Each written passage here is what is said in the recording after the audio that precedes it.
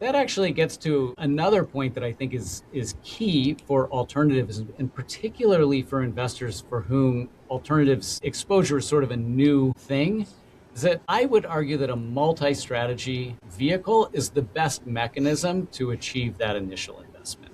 And the reason why I say that is that the multi-strategy vehicle simply tends to be less volatile.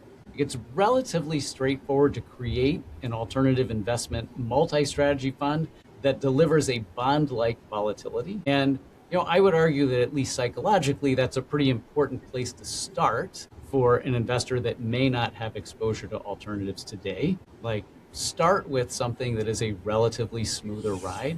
And a multi-strategy fund, if constructed correctly, that contains multiple strategies that themselves are uncorrelated, you simply can achieve a pretty significant diversification benefit within that multi-strategy fund that dampens volatility while preserving returns.